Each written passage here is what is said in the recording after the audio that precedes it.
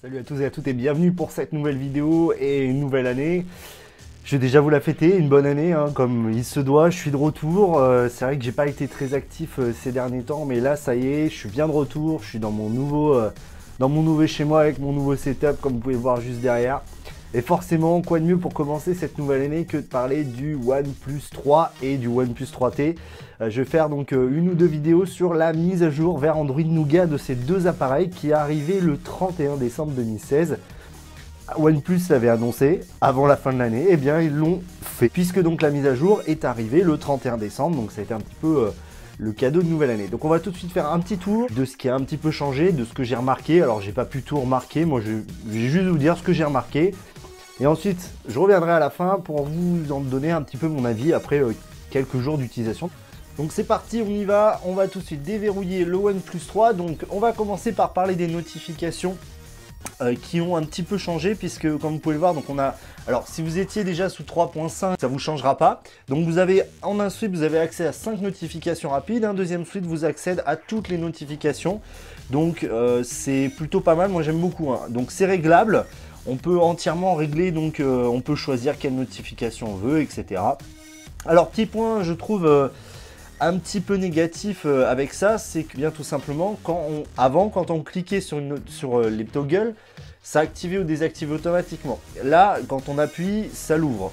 Un menu rapide, comme le cas ici, donc c'est moins pratique.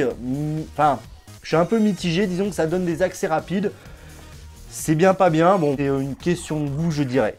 Donc l'autre point, c'est l'interactivité avec les notifications. Donc on voit ça, on peut soit répondre directement, soit c'est... Alors j'aime beaucoup justement l'interactivité Nougat. Alors là j'ai pas... Donc je vais prendre le OnePlus 3 classique pour vous le montrer. En fait, on peut dérouler les notifications et ensuite on peut à nouveau redérouler pour archiver, etc. C'est plutôt bien foutu, moi j'aime beaucoup. Ça donne une interactivité vraiment bien meilleure avec ces dernières. Ensuite, on va forcément aller faire un petit tour dans les paramètres. Dans sans fil et réseau, il n'y a rien à noter, pas de différence notable, on va dire. Ensuite, dans personnalisation, on a toujours bien sûr le réglage du curseur d'alerte avec le mode silencieux où on peut activer les vibrations. Ça, c'était un point très positif, je trouvais, de l'avoir. Ensuite, on a toujours la fameuse personnalisation complète des boutons. Ça j'adore. Ça, c'est vraiment une des marques de fabrique de OnePlus. Dans les gestes, on va pouvoir retrouver de nouveaux gestes alors qui étaient déjà présents dans les bêtas. Retourner pour silence, donc on va recevoir un appel, on va retourner le téléphone et capture d'écran à 3 dos. La barre d'état, dans barre d'état, on peut régler ce qu'on affiche. Donc par exemple, je veux pas que mon onglet Wi-Fi apparaisse, et bien je peux le couper. Ou par exemple les données cellulaires, voilà. C'est bien, ça a le mérite d'être présent. Dans l'affichage, il y a un point super que j'aime beaucoup. Donc on retrouve toujours le mode nocturne, les thèmes, la couleur de l'accentuation, la taille de police, mais surtout la taille de l'affichage.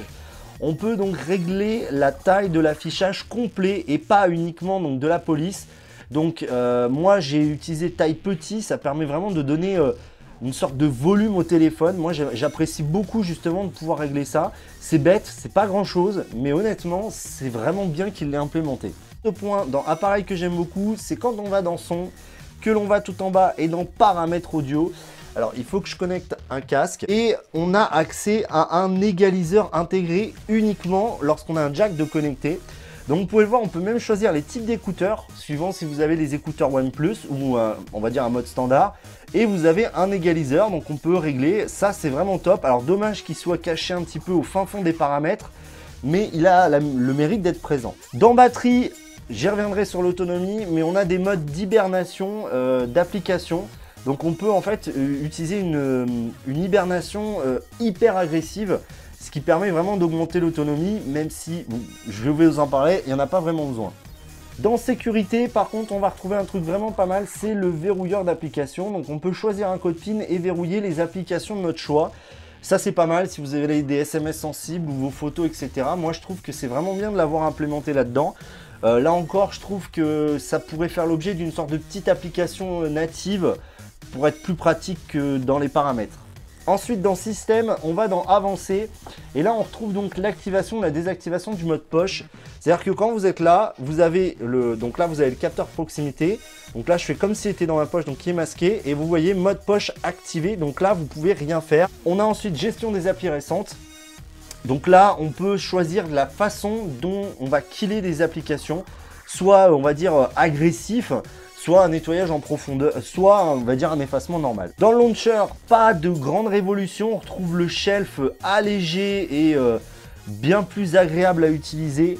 Maintenant, je trouve toujours que ça mériterait un newsfeed plus qu'on va dire cette sorte d'ersatz de Blinkfield de chez HTC. Je trouve ça un petit peu dommage.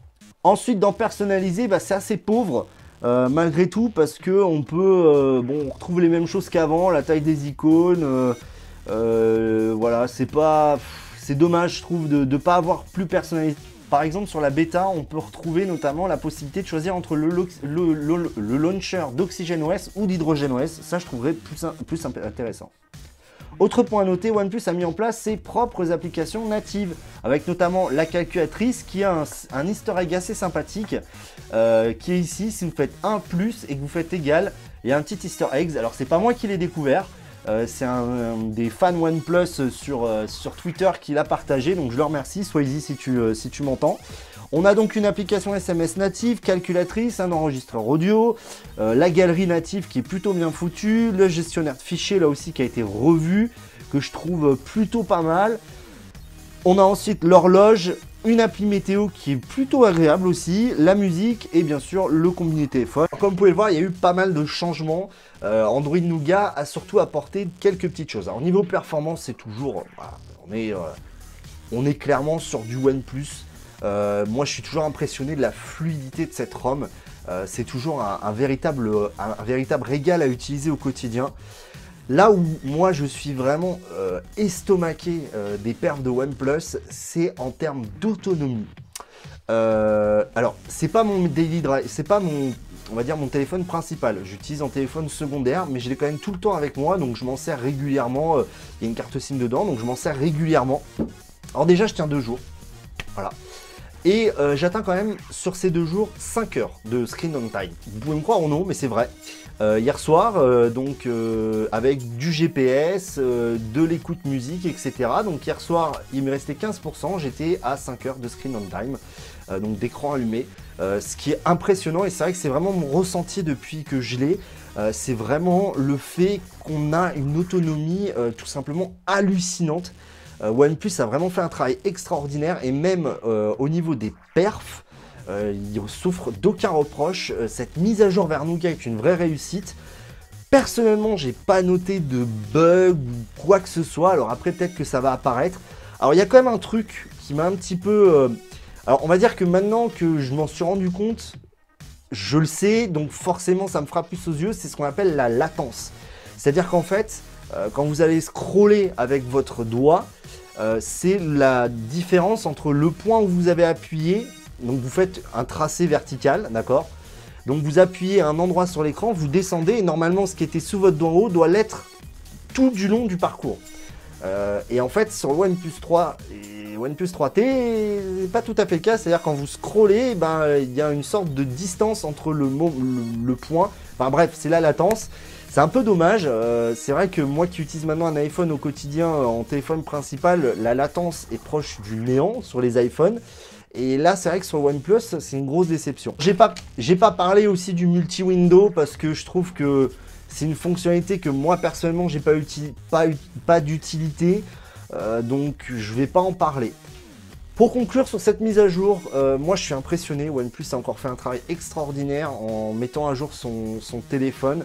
Je trouve qu'il progresse de plus en plus et je pense que cette version d'OxygenOS, je l'avais déjà dit pour OxygenOS 3.2 et je le redis pour 4.0. 3.2 c'était vraiment la maturité. Là on sent qu'OnePlus commence à vraiment trouver ce qu'ils veulent faire. Donc c'est vrai qu'il y a un peu plus de surcouche vu qu'ils utilisent des apps natives à eux. Je pense à musique, je pense à l'appli SMS.